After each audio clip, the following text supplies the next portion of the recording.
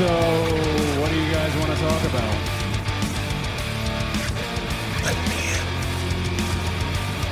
You can call this the New World Order of Wrestling, brother. Put out the caution tape. Put out the orange cones. Acknowledge me. It's Monday, and you know what that means. We are the newest wrestling radio show in Canada, and we are A+ Wrestling. A+ Wrestling would not be possible without amazing tag team partners like Teal Boat Tours. Teal Boat Tours, Ontario's premier boat tour experience, where adventure meets relaxation on the stunning waters of Canada's most beautiful lakes and rivers. Based in the heart of Ontario, they offer unforgettable journeys that showcase the province's breathtaking landscapes, vibrant cities, and hidden and natural gems. Since 1999, they've been dedicated to providing exceptional on-water experiences, whether you're exploring Toronto's iconic skyline, cruising through the Great Lakes, or having a party to celebrate that special occasion. They also do private water taxis and emergency services all around Lake Ontario. Their passion for Ontario's waterways drive them to deliver memorable moments for locals and visitors alike. That's Teal Boat Tours, and you can find them over at tealboattours.com. This show is part of the A+ Productions and A+ Wrestling Podcast Network, and now part of KPHR, that Cat Power Hit Radio's family.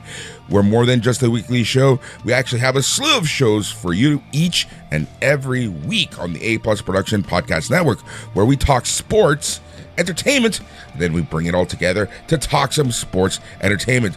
You can find us on any podcasting platform over at A+ Productions, or if you really just want to listen to the wrestling shows, you can find us over at A+ Wrestling. We can be found online at aplusproductions.com and even on all the social media platforms, and we are at A+ Productions. We have a jam-packed show for you today, and well, we're going to be talking so much wrestling, the week that was, and we're going to be previewing the week that will be. And as always, I am joined by my tag team partner, Matthew Ederer. Matt, how's it going? It's going well, Boris. While you sit there as uncomfortable as you could possibly be in the 46-degree humidex of Toronto, I want you to listen to me. It is boiling here in the big city, homie. Agreed. It is disgusting. It is crazy. It's crazy. Man, I honestly, in my so many years of life, I don't remember it being this hot. 46 with the humidex, I think, is like getting near the top of as hot as I've ever seen it any time of year ever. That's like, what is that Fahrenheit? That's got to be breaking 100, right? Like, in Toronto, it's over 100. Yeah, for sure. That's rare for the city of Toronto. So yeah, we hope you're staying cool out there, and we're glad to accompany you on your Monday travels here, talking some professional wrestling. Absolutely. The only thing hotter than the weather outside is the hot takes that we're going to be given on this show. We're going to be talking all things Night of Champions, WWE Raw, and so much more here on KPHR. That's Cat Power Hit Radio. We're going to be taking a short break, and on the other side of the break, well, we're going to be talking the week that was and the week that will be professional wrestling. So stay tuned here on A+ Wrestling.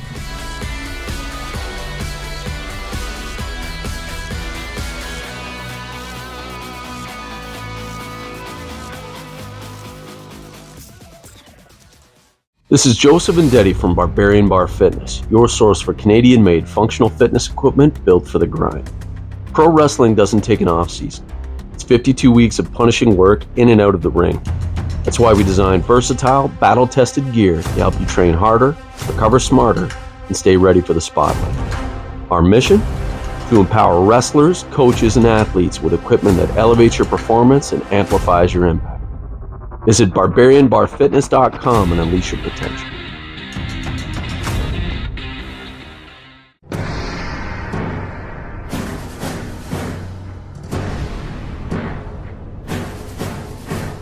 And we are back back here on KPHR, and you're listening to A Plus Wrestling. I am Boris, and as always, I am joined by Matt.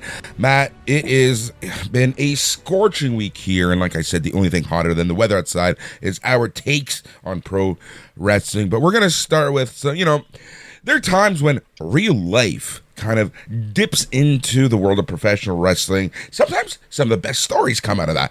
But this week might be a little bit different, as WWE is currently scheduled to still perform in Saudi Arabia this weekend. Matt, there's calls left, right, center, doesn't matter.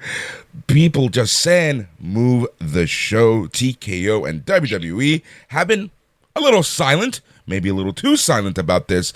But yeah, everyone is saying that this show, Night of Champions and SmackDown, both supposed to take place in Saudi Arabia, to be moved with the growing tensions and everything that's been happening out there. Let's talk about that to get things started.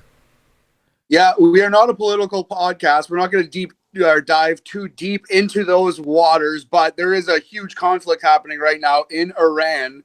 The U.S. is bombing Iran, and that is happening very close to Saudi Arabia, and it is just dangerous to go. Now, we know that TKO is in bed with the Trump administration. That's, visible. Watch a UFC show. It's a Trump rally almost. Linda McMahon is in the cabinet. So it's like they're going to toe that line of what Trump wants to do, and I feel like the administration is going to kind of want to play it off like it's not a big deal.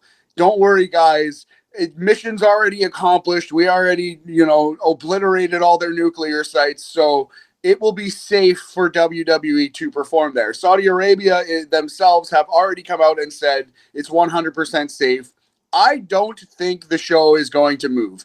I think they're going to fly out everyone to SmackDown and to Night of Champions, and it will be business as usual. If I were Triple H or I were whoever's making that decision, I would move it for sure, but I don't think WWE will, Boris. Absolutely. Here's the thing, Matt. I kind of see this as a show of everything is fine. We're good, right? It's like one of those, it's a propaganda machine because like you said, TKO is very much in bed with the Trump administration. And I kind of see it like they're going to show it as we're good, we're cool, everything is good, right? And that's why I do think that absolutely it will not change. I think everything is going to happen as planned this weekend. And here's my question to you, Matt. Does talent have a choice to sit back on this one? Originally, when these Saudi Arabia shows started, that was the big talking point. Like, nobody has to come that doesn't want to come. Kevin Owens and Sami Zayn never really showed up at first. CM Punk when he was out of the company, made a big stink about not going. Now all those people have gone. You know what I mean? So I do think that talent is given the option. It would seem pretty, just on a human level, pretty disgusting for WWE to force these people to go. But I don't see anyone of note who is booked for these shows not wanting to go in the first place. So I think it's kind of a moot issue, but maybe somebody like a Jacob Fatu or a Dominic Mysterio a little lower on the card will be like, I kind of want to sit this one out, guys. Yeah, that's exactly it, man. It's yeah, but like I said, I think this is going to be a propaganda machine. More so than these shows already are. Let's be honest. That's what these shows are. They're propaganda machines. But I think that especially with everything that's going on in the Middle East right now, TKO is going to present itself as we're all good. Everything's tranquilo out there. So that's the unfortunate part. And I do, like I said, I do agree that things are going to happen as planned. And yeah, man, it's that's the world that we live in. Sadly, it is. This is the state of affairs. And Saudi Arabia is not Iran. It's not the same exact place. It is pretty dang close geographically. But so the Saudis have assured us that it will be safe. And let's hope that is indeed the case. Yep. All right. Let us talk about a few other things that have happened. Let's start last Monday. Liv Morgan versus Kairi Sane In the opening minutes of the match, Kairi Sane drops Liv Morgan. Liv Morgan puts out her hands and her shoulder pops out. Worst case scenario seems to be what's happening with this Liv Morgan injury, where she could be out up to 6 months. Matt, a couple things from this. Number one, Liv Morgan has been in some of the top stories of Raw lately, so that puts a wrench in things. We saw her little thing with Nikki Bella a few weeks ago, so that's up in the air. Nikki Bella didn't even show up on Raw last week because of the injury, and I guess they're sorting things out. But the other thing that I wanted to talk to you about was Kairi Sane. Kairi Sane, poor girl. I feel so bad for her. She was in the ring a few weeks ago when Zoe Stark had her freak accident and blew out her knee. Now, she was in the ring at the same time as Liv Morgan. And, well, Matt, you know, the internet wrestling community, because they're so forgiving and loving and accepting. You know, you have people calling Kairi Sane out. Like, let's talk about that. Yeah. So anybody who's saying that Kairi Sane is at fault for this specific incident is out of their mind. Please stop watching wrestling. You have no idea what you're talking about, and you are a toxic human being. This was just a freak accident, like you said. It happened literally in the first seconds of the match. The first thing they did was Kairi Sane went for a leg pick, just like a classic wrestling takedown move, and Liv Morgan put her elbows down, like you said, dislocated her shoulder. Total freak accident that happened 3 seconds into the match. It has zero to do with Kairi Sane. You could argue the Zoe Stark thing was a little more her fault because Kairi was slightly out of position and Zoe tried to make up for it and not legitimately kick Kairi in the face. But that was even just one of those things. Like, it was just, she was a step out of position. It was not reckless. It was not really her fault. It was just lots of moving parts in a wrestling match. Yeah, so I feel bad for Kairi. She's kind of just been stricken with bad luck in WWE. Injuries happening all around her, or sometimes very much to her, by Nia Jax, who you can blame for the injuries that Kairi Sane actually, had to absorb. But yeah, I feel so bad for Liv, man. She has been doing amazing work. She is one of the most talented women in that division in terms of the total package, in terms of the character that she has, the promos she can do, the ability to be a real heel who people actually dislike. And this was going to be a big moment for her going against Nikki Bella. I do feel like her loss is our girl Roxanne Perez's gain. It seems like she's just going to slide right in there, possibly wrestling Nikki Bella on Evolution or something similar to that. So yeah, it's always good. The next woman up mentality. Someone's going to come and fill that spot. And it will be a big moment when Liv comes back in 6 to 9 months. Perhaps if she can heal up in time for the Royal Rumble, that might be a nice thing. Hopefully she can get on the WrestleMania card anyway. But man, tough beat for Liv Morgan. Absolutely. I like, injuries are never fun. They're never cool. You know, I hate reporting on them.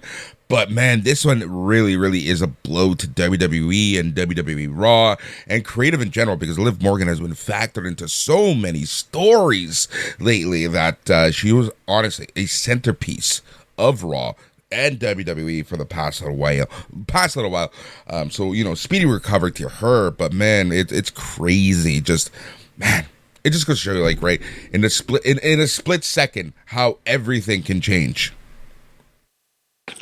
Wrestling is a crazy, crazy business. These people risk their lives and their healths every single day they go out there. And that is why wrestling fans should be more respectful. I'm not saying you can never dislike something. I'm not saying you can't say, oh, I thought this promo or this match sucked. That is part of the fun. But a lot of wrestling fans approach it from a place of negativity. They just want to complain and they just want to deride. And they feel like in order to seem smart or seem educated, they have to pick nits and they have to say what's wrong with wrestling. And that's a disgusting way to approach it. And I hope wrestling fans stop, because, you know, it's such a crazy sport, man. Such a crazy sport. Absolutely. Speaking of WWE and its craziness, the King of the Ring and Queen of the Ring tournaments are still happening. On the women's side, Asuka, as we predicted, moves forward into the finals. But on the men's side, well, we did not call that one right whatsoever. And Sami Zayn is out of the tournament. Randy Orton moves on. Tonight on WWE Raw, and just moments from now, we're going to be seeing Cody Rhodes versus Jey Uso. Let's talk about the men's tournament first. Matt, where do we go from here? Well, it sure seems like we're getting Cody versus Randy in Saudi Arabia. That's a pretty good match. That seems like something they would want to put on. It seems now like it's going to be Cody winning and going against John Cena at SummerSlam. That seems to be the most logical, most rational conclusion to draw here. So yeah, I expect, especially with Jey Uso selling the crap out of his ribs, wearing that rib tape, looking like Diamond Dallas Page in the last few weeks. I feel like Cody's going to win this match against Uso. Cody's going to beat Randy. Cody versus John Cena. Boris, I believe you had Asuka, as the great Tony Kornheiser would say. I believe you had that. I had Stephanie Vaquer. I was wrong. And we got Roxanne versus Jade on Monday Night Roxanne. Heart says Roxy. Head says Jade. I still think Jade is winning Queen of the Ring this year. I agree with that, but like we just said, Liv Morgan's, her missing out is Roxanne's gain, and I wouldn't put it past the WWE to put Roxanne Perez in the finals of the Queen of the Ring tournament. But man, like this is a tasty matchup, regardless. Yeah, two of the prospects, two of the people who could be leading WWE in the 2020s, the 2030s might feature a lot of Roxanne Perez and Jade Cargill if all goes according to plan. So yeah, this is a very interesting first time matchup. Roxanne is like half her size, but arguably twice the wrestler, Boris. And I'll tell you this, Jade Cargill versus Asuka is an intriguing matchup. That's an interesting match. But Roxanne versus Asuka is a way better match on paper. I think we can all agree. Yep, agreed. I agree 100%. And that's why, honestly, if you, our conversation last week, right, we're like, push Jade, right, to quote the great Bob Kapoor, push Jade. But honestly, this week, tonight, in a few moments, I can see Roxanne taking this, and I can honestly see her maybe even taking the entire tournament at this point. Like, I just think that creative plans have shifted that much. She is the prodigy. She is the McDavid of professional wrestling, as they say, as we say here on this show, A+ Wrestling all the time. If anything, McDavid would be lucky to be the Roxanne Perez of hockey. But yeah, dare we say she is the Brad Marchand of the WWE right now? Oh no, is she out there licking people, Boris? We should probably move on. We should probably move on immediately. I'm sticking with Jade. For all the fans who followed her from AEW, I think she's getting that world title and immediately losing it at SummerSlam when Naomi cashes in. That's the thing.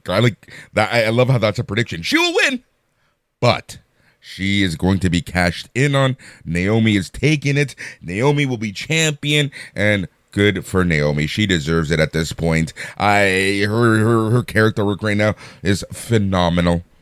AJ Styles. Here. Right? Like, it's crazy good. It's crazy good. I said AJ Styles' name, Matt. I'm going to bring this up real quick. Why do people think he's leaving WWE and going to AEW by All In? Like, when did this nonsense start?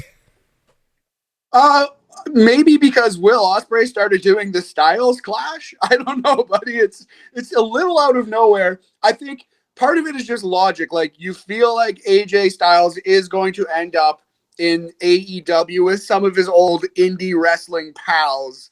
That does make sense to some degree, but I don't know why he'd ever leave WWE if they keep on dropping the bag on this guy. He's got a really nice upper mid-card veteran, can be elevated to the world title status at any time.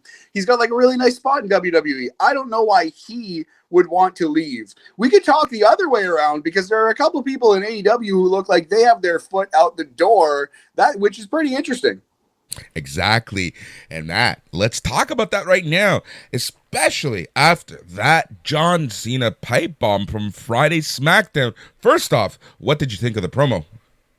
Okay, well, so we mentioned hot takes, and I don't say things just to be Stephen A. Smith. Everything I will say on this program for the rest of my life, I promise you, I feel it inside of my heart. It was a good promo by John Cena. It was not close to the best promo of the weekend. Tony Storm's promo on Collision blew the doors off this promo. It wasn't even close. It kicked this promo in the I don't know how deep we can go on this radio. The posterior. In the posterior, Boris, right in that posterior. John Cena's pipe bomb was good. He trailed off a lot at the end. He lost a little steam, but it was a good idea. It was a good execution. If you want to say it's the best thing that John Cena has done in his comeback so far, I accept that. Tony Stark's promo on Collision was better. Go watch it on YouTube if you haven't seen it. Anyway, Matt, that's your hot take? What, my hot take on that? Hit me. Tony Storm is trying too hard. Really? I think she's trying too hard. I think she's at a point now where she is just trying too hard to get us talking about her stuff. No, I'd rather that. I know what you're saying. I'd rather that though than someone being boring. You know? Yeah, of course. Yeah. I'd rather the big swings. I would rather the big swings, but that's not unfair. I can see that criticism. I disagree respectfully. I'm here for what Tony Storm is bringing to the table. But yeah, the biggest news, honestly, from that pipe bomb that John Cena laid on Friday, very good promo, don't get me wrong, was that he mentioned Matt Cardona and Nick Nemeth, formerly Zack Ryder and Dolph Ziggler, two TNA guys who are very much in the WWE family. And the other name he mentioned, Boris, Claudio Castagnoli, formerly Cesaro, Antonio Cesaro, and he wasn't at the AEW show in Mexico. He hasn't been, maybe factored into AEW's plans going forward. He's kind of been lessened in AEW. He got the Ring of Honor World title, which is basically like holding the NXT World title in AEW, and he's kind of been a lackey the entire time he's there. Is Claudio moving? Is Claudio going to WWE, homie? Honestly, I just think that people are looking too deep into things. John Cena's pipe bomb, he mentioned Nick Nemeth, he mentioned Matt Cardona, he mentioned Claudio Castagnoli. What people fail to realize is that he's actually really close with those three. So I think it's just the timing of it was perfect to talk about Claudio Castagnoli and the possibility of him moving over. But, he's been in AEW 3 years, typical contracts 3 to 5 years. So, I think it's a conversation to have. Is he going to move over? I don't know, man. I don't know. But like AJ Styles, could be a whole lot of nothing. Could be a whole lot of nothing. I think there's more smoke behind the Claudio thing, though. Yeah. Neither of us are reporters, but pure speculation.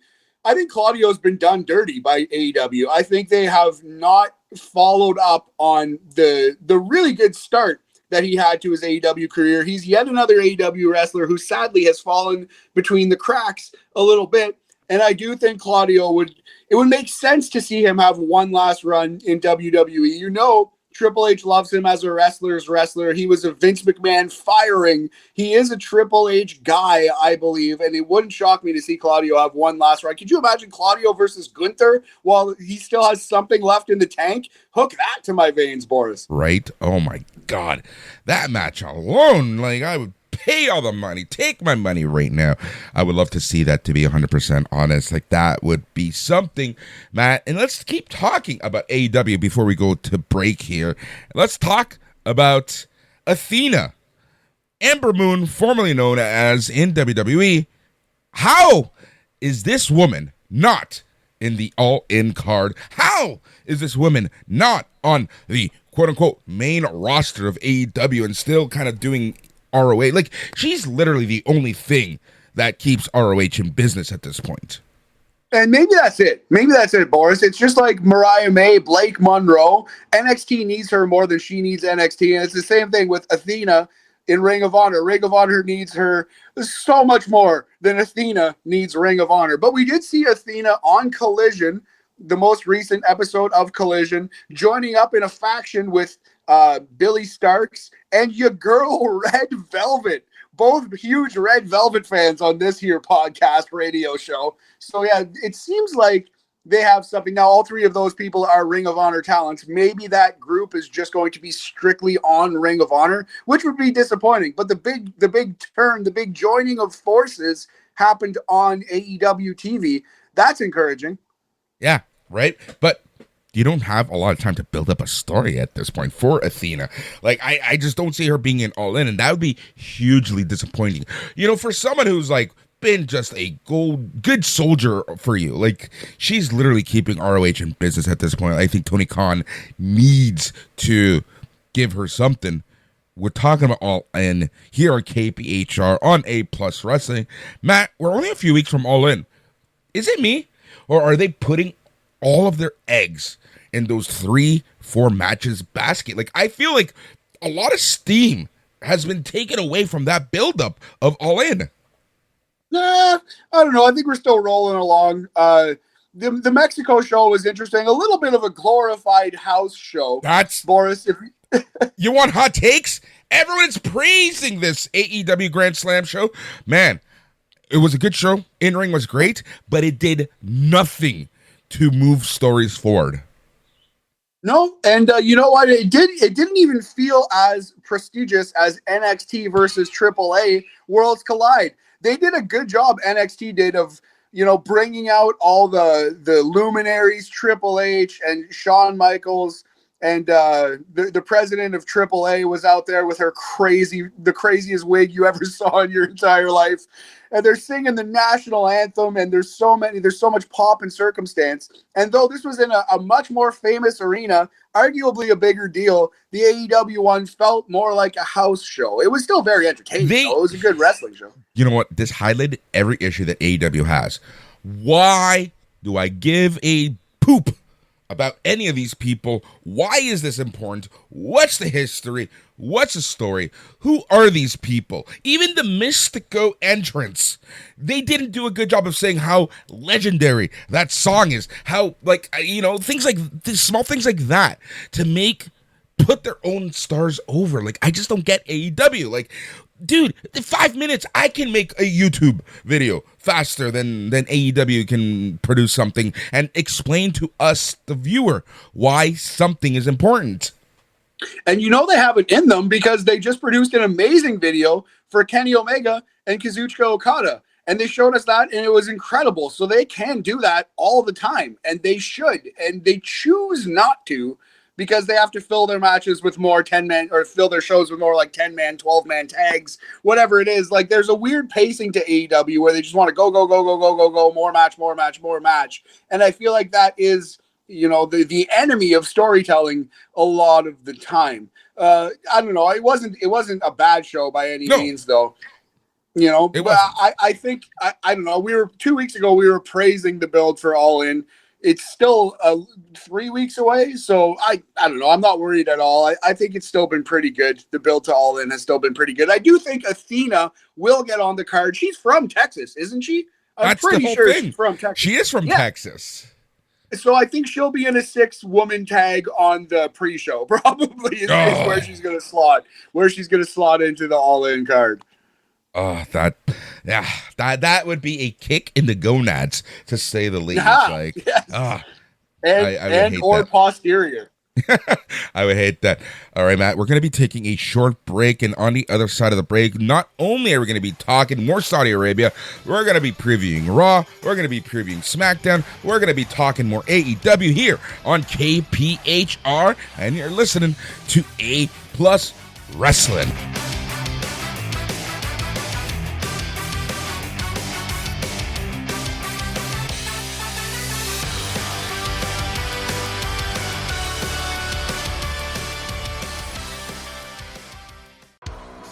Are you ready to embrace the dark side?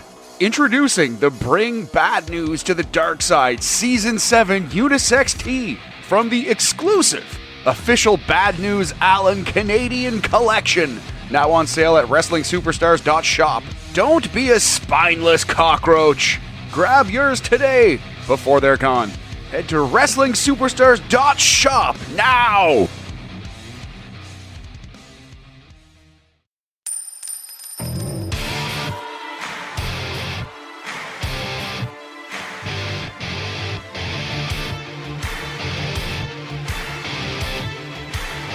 And And we are back here on KPHR, and you're listening to A Plus Wrestling. I am Boris, he is Matt, and we are talking all things professional wrestling. Matt, we have so much to talk about. Like, really, this week it's been one of those weeks where like nothing has happened, but yet so much has happened. Yeah, just the huge looming Saudi Arabia show and the conflict overseas is a humongous real life story bleeding into wrestling. And then there's all these things orbiting the program. But should we talk about some of these upcoming WWE Saudi shows? Give a little preview for the listener out there. Absolutely. Like, we have some huge shows coming up from wherever, currently scheduled for Saudi Arabia. TKO won't move them. You heard it here first. Let's talk about that, but also something I wanted to bring up real quick, and get your take on it, was Goldberg versus Gunther happening at the same time as All In. Saturday night's main event, Goldberg versus Gunther. Matt, what do you think of the build-up? Like, the lack thereof? Like, it's WWE being WWE. Yeah, exactly. They're trying to get any lingering old WCW fans who have not seen enough Goldberg since 2016. I got to think there are, like, those people number in the dozens. You know what I mean? It is nice for Goldberg to get his legit retirement match, his send-off. I hope to God he puts over Gunther in Atlanta and rides off into the sunset. I think every wrestling fan has said some version of Gunther needs to squash him in 30 seconds. It's not going to go much more than 5 minutes either way, but I do support Gunther absolutely steamrolling this man. I think it'll be a competitive match. They'll hit each other really hard, and hopefully in a healthy and safe way, can we say? And yeah, I don't know. The build for this has been underwhelming though. Like, this has been rumored for months, and then it's finally just slapped together like a sloppy Joe sandwich in your high school cafeteria. Absolutely. Matt, the amount of money that I would pay for Bret Hart to be in Gunther's corner in that match. That would be perfect. That would be perfect. Waving the Canadian flag, doing a throwback to the 1997 heel in the United States character. Maybe say something about Atlanta and where they could stick the enema hose. WWE has an opportunity to do something so hilarious, literally for like 12 internet fans, but they should do it. Like, it would be funny and a nice shot to AEW. Bret Hart, who appeared at their first big show, their first pay-per-view anyway, to hand out the world title, and Goldberg, who AEW has been circling for years but never seemed to get anything together, and it seems like Goldberg wants no part of that. It'd be funny if they both appeared on a WWE show combating the biggest AEW show of the year. Absolutely. Would be great, would be something. But Matt, you have it in front of you. Let us preview some shows. I'm going to let you ride this one. Awesome. So yeah, let's start with SmackDown. This is basically like Night of Champions 0.5. It's the Night of Champions prologue, Boris. It's 3 title matches announced for the show so far. We have, for the Women's United States title, Zelina Vega is going against Julia. I think we both want Julia to win. I think we both expect Julia to win that one. I expect Julia to win. She's been lined up for a huge push. I would be shocked if Zelina Vega walks out still U.S. champion at this point. Like, I would be so shocked and angry and upset, because if you've been listening to A Plus Wrestling, you know that I've been on Team Julia since her early days in Stardom. Way back. I believe the 2022 match of the year, we had Julia in that. She's an amazing wrestler, and I do think she's going to get a chance to spread her wings and fly with this Women's United States title. Julia wins that in a romp. We have, for the men's WWE Tag Team title, the Street Profits champions versus the Wyatt Six, Dexter Lumis, and Joe Gacy. Are we getting a title change here? I think we should. Well, Wyatt Six, a lot of people have been saying how underwhelming they've been, so this is a way that can shut up some critics. Yeah, the Wyatt Six remind me of a band after the lead singer passes away tragically. It's like Journey's Lincoln not Park. the same. Yeah, exactly. Lincoln Park's not the same. Journey's not the same. Queen's not the same. They're missing their lead singer. Their lead singer is Bray Wyatt. And God rest his soul, he ain't coming back. He's not walking through that door. So, yeah, the Wyatt Six are kind of just what they're going to be. They're the kind of not lame, but I don't know what the word I'm looking for is, but it's just an underwhelming tribute act, sadly. They are what they are. I think they could stand to win the tag team titles, though. It'll probably be a nice moment. I feel bad for Joe Gacy. He's someone we liked when we were watching NXT at the old shop, doing a weekly podcast on NXT. We liked the work of Joe Gacy, and now it feels like yet again he's just been saddled with a dumb gimmick and just thrown into like the scrap heap, you know? Yeah, exactly. It's kind of weird. It's kind of makes me a little sad also. But you're right. Everything you said about the Wyatt Six, I can't refute. I want to, but can't even put it into words. Like there's nothing that you said that was wrong. And that's unfortunate. Having said that, I do think that they're gonna win. And man, I don't know, where do they go from here, right? Like that tag division on SmackDown is great. You know, you have DIY, Motor City Machine Guns. You got so many options, and like even those two teams, intriguing for the Wyatt Six. Like I can see a good match from them. Where do they go from there? It's a really good question. There's only so much you can do with this group. Really, all you can do is have a disrespectful heel come by and say you're not the same without your leader, and then fight about it for 6 months, and that's pretty much it. Like they've already. You know what I mean? They've already gotten the big pop for coming together. This was a group that peaked on their first day, and now you're kind of just treading water until they all go their separate ways. But like, I loved Bray Wyatt. I thought he was like really misaligned. Like people did not give Bray Wyatt the respect he deserved. And only sadly in death did he start to get some of the praise that he deserved for being so creative and taking the big risks that he did. I'm glad the Wyatt Six exists, but it is kind of just like they're kind of all in a holding pattern for as long as this group does exist. Yeah, that's the unfortunate part. All right, what else do we got coming up in wrestling this week? Yes, the final match on SmackDown actually is the women's title. Tiffany Stratton, Boris Tiffy time, last woman standing match against Nia Jax. This feels like those old Alberto Del Rio versus Big Show last man standing matches where the bigger combatant gets buried under a bunch of stuff and loses. I think Tiffany wins this match. Yeah, that's what I'm thinking. I'd be shocked. They're going to obviously do a tease of Naomi. They've already done a couple. Especially with her confrontation with Nia. I can see another one happening. Maybe even Naomi helps Tiffany Stratton inadvertently win or something like that. Like, I don't know. Sure. But, yeah, possibilities are a many here, but I don't see Tiffany Stratton losing the belt until she loses it to Jade Cargill, who will immediately lose it to Naomi.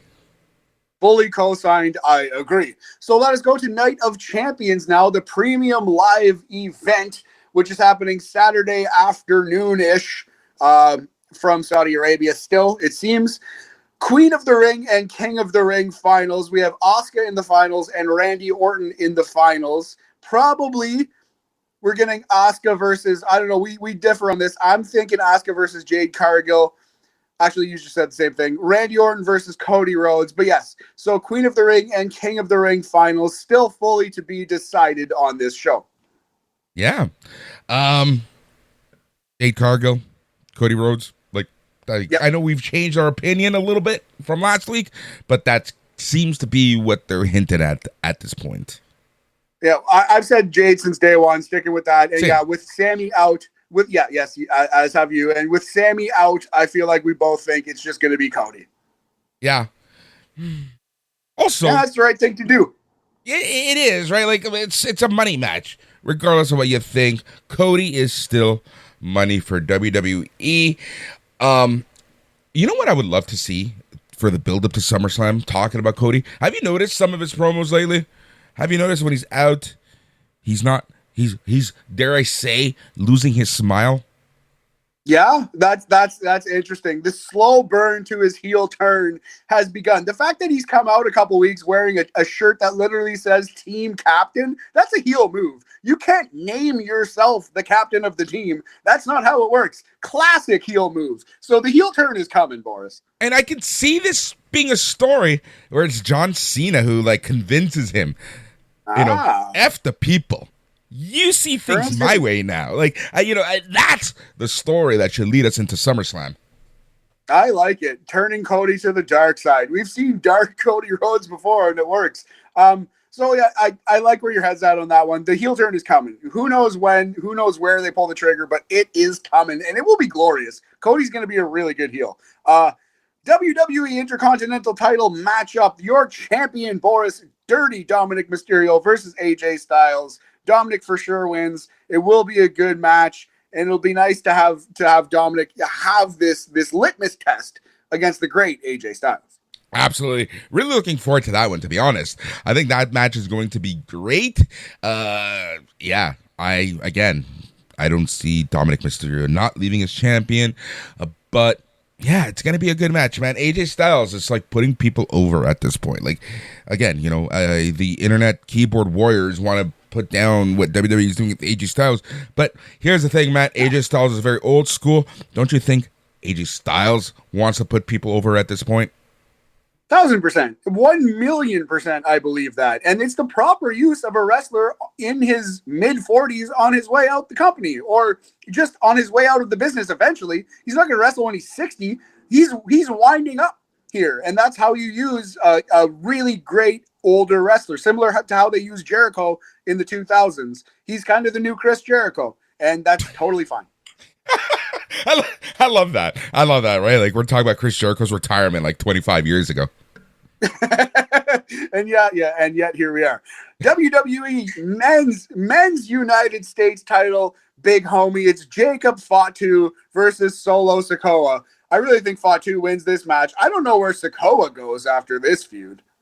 Right? That's the thing. And that's something I wanted to talk about. Like, where does Solo Sikoa go? We've been fans of Solo since his NXT days. I honestly think that he needs to take a vacation and just come back, essentially a new character, right? Like, just completely drop the whole bloodline stuff at this point. But, then what do you do with JC, right? Like, with Jeff Cobb. Yes, Jeff Cobb Mateo. Yes, it's a very interesting little conundrum Solo Sikoa has found himself in, because he's been pushed more than his level of overness. He's been pushed more than the crowd cares for. I don't know, where does he go next? Major League Wrestling? It's tough to say. It's tough to say with young Solo. But yeah, I do think going away and getting a fresh coat of paint would help this guy immensely. Jacob Fatu kind of just stole his spot. Jacob Fatu's better in every single way. Better on the microphone, much better in the ring. Solo's showing a little personality, though. We all saw him in that Money in the Bank ladder match, kind of stunting out a little bit, kind of showing off his cool side, this Solo Sikoa. Yeah, and that's what he needs to do, right? Like, he needs to add a little, as the French say, I don't know what at this point. He just needs to stand out on his own. He needs to stand out and create his own character, kind of like move away from that bloodline stuff. But like, yeah, right. Then you got JC Mateo behind him. Like, does he go his own way? Like, at this point, you might as well, right? It just doesn't make sense to continue that story. Regardless, Jacob Fatu will continue being U.S. champion. That's where we're at. 1,000% agree with you there. That leaves us the main event, undisputed WWE Championship. John Cena, your champion, the record holder, versus CM Punk in his first wrestling match in Saudi Arabia. It'll be interesting to see what they have left in the tank. The best that John Cena's looked in the ring since he's come back was that 5-minute stretch where he went against Punk in the Elimination Chamber. They have really good chemistry. Two old dogs having their last hunt together. I think Cena's going to win with some level of shenanigans, and that will be that. Yeah, pretty much. I agree with you. It kind of sucks for CM Punk, but, CM Punk, again, he's been a team player. Similar to AJ Styles, he knows what his purpose is at this point. Yeah, and good on Punk. He's still he's still high enough on the card that beating him does matter and is a big deal. And whatever chicanery happens in this match will lead to Punk's next 3 or 4 months, I'm sure. So yeah, it's too early for Cena to lose this belt. He's not going to lose it in Saudi Arabia. Yeah, it is interesting to see CM Punk there, though. That's something I never really thought I'd see. Dare I say it wasn't in your bingo card? Oh God, yeah, no sir, it was not. Yeah, money indeed is the great leveler of all things. It really is, man. It really is. That's Night of Champions. So, like, this weekend, tune in to A Plus Wrestling and A Plus Productions. Go to your favorite podcasting app, and you know what? Just hit that subscribe, because we will be having a Night of Champions review. We'll obviously be talking about it next week here on KPHR, but if you want the results and you want our opinions right away, go over and subscribe to A Plus Wrestling. All right, Matt, what else do you got for me? Well, we got Monday Night Raw, Boris, coming up from the Nationwide Arena in Columbus, Ohio, home of the Blue Jackets. Is that accurate? Unfortunately. Yeah. Blue Jackets. Okay, we have 3 matches so far on this show. The Queen of the Ring semifinals, the Final 4 matchup, Roxanne Perez versus Jade Cargill. We're both going Jade. Yeah, both going Jade, but will Raquel Rodriguez get involved? Perhaps. Roxanne kind of slowly worming her way into the Judgment Day. That's a fun story. Stealing Liv's spot. And the Liv Morgan injury is going to be a blessing in disguise for that story anyway. Roxanne has a chance to fully cement herself in Liv Morgan's stead, Boris. Yeah, that's what I'm thinking. But again, Jade Cargill is going to win. It's also cool seeing Jade Cargill on Monday Night Raw. But again, I don't see her. I don't see a possibility, a world, a multiverse where Jade Cargill doesn't win this match. Again, like heart says Roxanne for sure, but brain 100% agrees with you. Big homie. King of the Ring 2025 semifinals, the Final 4 in that tournament comes down to Cody Rhodes versus Jey Uso. Jey Uso, as we've said, selling the rib injury. Feels like it's Cody for sure. And I like the storyline you have laid out here with John Cena kind of trying to prove to Cody that the fans don't care about him, turn him to the dark side. In order for that to happen, you need to have Cody Rhodes and John Cena interacting. So yeah, Cody Rhodes wins this one. Yeah, Cody Rhodes 100% at this point. Look, if it's not going to be Sammy, and I was so, like, you know what? It's one of those things where I was almost angry at WWE for not going fully on Sammy, but, like, it is what it is, right? Like, we're not part of creative, but if you're going to have anyone win at this point, it just might as well be Cody. You know, it's not Sammy's time, because the next time he gets a major world title match, he needs to win it. He needs to win that title. So he can't lose at SummerSlam. And if that's what's in the cards, then it's not quite Sammy's time. Sami Zayn is still my bet to win the Royal Rumble and win the title at WrestleMania, the next WrestleMania. Let's hope that comes to pass. We have one more match on this Monday Night Raw tonight here, Boris. It is Becky Lynch, your Women's Intercontinental Champion, versus Bayley. White tank top Bayley, the biggest baby face in the business. Let's go. Definitely cheering for Bayley in this match, but I think it's too early to take the belt off Becky Lynch. Becky's going to win with some cheating. Yeah, absolutely.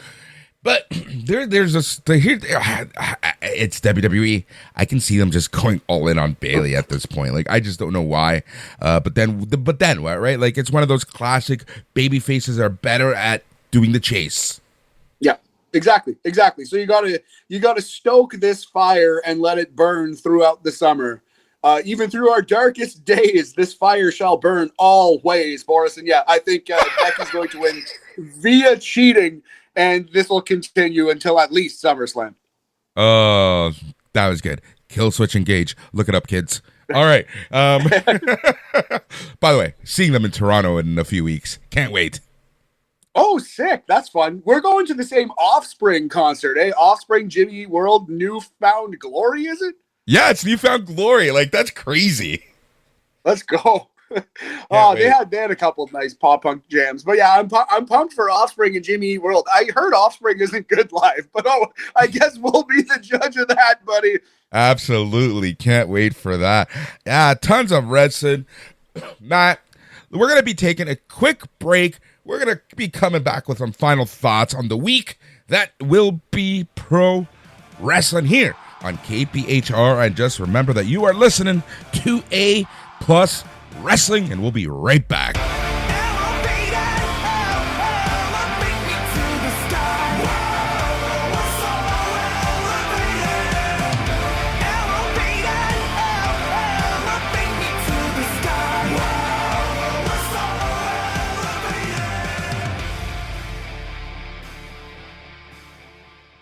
This is Dak Xavier Josiah, the host of ACMG Presents Talk Time Live, the podcast. Talk Time Live is a show that talks about your favorite fandoms with the latest news, discussions, and interviews with some of the hottest names in all of anime, comics, movies, and games, such as... This is Miley Flanagan, the voice of Naruto. Hey there, this is Kyle Hebert, the voice of Gohan from Dragon Ball Super. This is Stephanie Shea, the voice of Sailor Moon. Visit TalkTimeLive.com and let us help you learn to let go, live life, and love all things ACMG. Talk Time Live.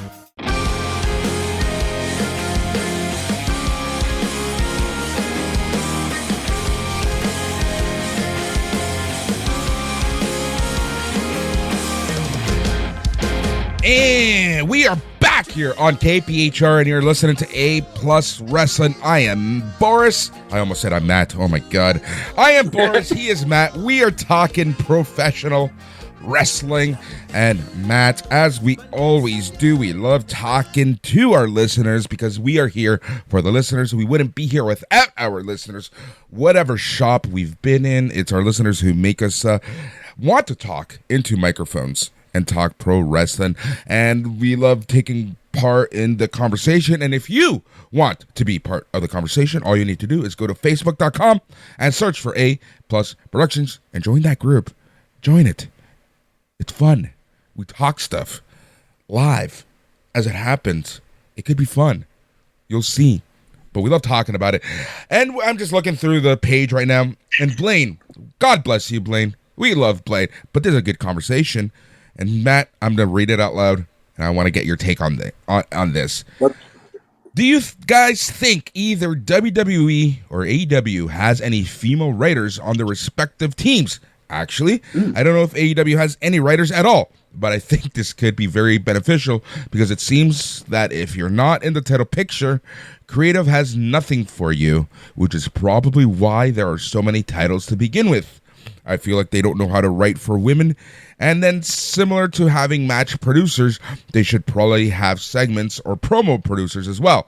Maybe WWE does. In fact, I'm sure they do. But I was watching SmackDown last week, and I was bored to tears of all the non-wrestling segments aside from the LA Knight, Paul Heyman, back and forth. And maybe R-Truth. But I was slipping in and out of consciousness during the four-way promos between Orton, Zayn, Uso, and Cody. I like all of them, but I feel like they say the exact same thing every time they come out, and I can't distinguish one promo from the next. Cena at least tried something different. While I wasn't as high on it as most people, I think it was a good way to close the show. It wasn't a pipe bomb, but more a mockery of the Punk promo from 14 years ago. Though it still kind of feels like Cena is pretending to be a bad guy, and I'm not convinced. But that's the way to end your show, with the world champion, instead of on Collision, where they have the world champion in the opener, which would have been fine, except for the fact that the main event was an 8-women tag, and none of that talent is anywhere close to the main event scene. On the same show as Kota Ibushi and Swerve Strickland. Why the F didn't they end with Kota Ibushi segment? I'm going to start with that. And here's the thing. Collision. Matt, I know we were kids, but we've been watching wrestling for a long time. We've watched classic wrestling. Let's talk about Saturday night's main event. And many times, Hulk Hogan or that big segment opened the show. Yes, absolutely. On a Saturday night, you kind of want to grip people and grab them and have that big flashy first segment and put your big acts close to that opening bell, or at least like the first hour, right? Like, I understand that's kind of how a Saturday Night Wrestling show has historically been structured. I get what he's saying, though. You can still end with the Kota Ibushi thing. Them ending with Red Velvet and Athena and Billy Starks is odd. Hopefully, it is a showing that they're going to be in the main event, or they're going to be a big deal on AEW TV going forward. If they're just going to be in Ring of Honor, that is bad booking by the AEW faithful. That is. Agree 100% on that, yeah. But typically, right, it's Saturday, right? You know people are going to be out. The show's already on late. You want to start and you want to hook them into something. Having said that, you probably need a better closing segment. And having the return of Kota Ibushi kind of randomly, like, it came out of nowhere, in my opinion. Yeah, he was looking jacked. He was looking like an action figure, Ibushi. But yes, that was totally, it was not reported very much by the dirt sheets, as it were, Boris. Kind of out of nowhere, for sure. A couple things that he said in there that I agree with the John Cena read. I think that promo has been a little overrated. It was good. It was very good. Not the best promo of the weekend. Not, in my opinion, necessarily the best thing John Cena's done since he's come back. But it was good. The women writers thing. Well, famously, Stephanie McMahon was the head of creative for years and years and years in WWE. As a billion-dollar company like they are, with a slew of writers, I would be shocked if they didn't have at least one female writer on the WWE staff. AEW, you know that RJ City's a little bit involved with creative. Bryan Danielson apparently is a little bit involved with creative, but it's mostly Tony Khan driving that bus. So yeah, I agree that probably a female voice could help AEW immensely. Who knows how much Toni Storm was involved in her own creative. I know that it's been said that RJ City, as I've just mentioned, is highly involved with the Toni Storm character. Who knows how much Blake Monroe, Mariah May was involved with her creative in AEW. But yeah, getting that big name, just really smart female voice in the room might help AEW a lot. That's a really good call from our boy Blaine. Yeah, and here's the thing, right? I do want to say and preface this that there are female writers. It's been famously reported, right? Jennifer Peppermint, Mercedes Monet's personal writer in AEW. She used to be on the creative staff in WWE. Mercedes took her with her to AEW, and Jennifer Peppermint is one of the main writers in AEW. But we all know, at the end of the day, it's Tony Khan. But yeah, I just wanted to put that one in. Cool. Yeah, that's a good distinction. Thank you very much for shouting her out. And yeah, Mercedes has possibly the best or second best character in that entire company next to Toni Storm. So I think she's doing a very good job. Yep. And more, it's looking like that match could close out All In. Oh, that would be interesting. I really hope that Tony has the cojones, Boris, the posterior, if you will. Those are two separate things. But just a little callback for the people who were at the start of this show. By God, I hope Tony does it. I hope he has it in him. Right? Like, I would love to see that. I would love to see that. Just give the women their due. Especially, again, Matt, it's one of those optics things, right? Like, if the women, like, on the heels of Charlotte Flair saying women will not close WrestleMania as long as it's 2 nights, what should the competition do? Close out their biggest show of the year with women. Great call. 100% agree. And there you have it. You can be part of the conversation by joining the Facebook group, and all you need to do is search for A Plus Productions over at facebook.com. Join that group. And another way that you can be part of the conversation is, well, being part of subscriber. And to do that, all you need to do is go to your favorite podcasting app and search for A Plus Wrestling. If you just want to listen to the wrestling shows, or if you want to be part of the entire family, you can search for A Plus Productions. Matt, as always, it has been a great time chatting pro wrestling with you. But you know what? I am ready for Raw. Let's go to Netflix. And remember, you've been listening here on KPHR. Thank you so much. We are presented by T.O. Boat Tours. If you want a tour around the Great Lakes here in Toronto, all you need to do is go to toboattours.com. That's who we are. A Plus Wrestling here on KPHR. Thank you so much for listening. But most importantly, stay tranquilo.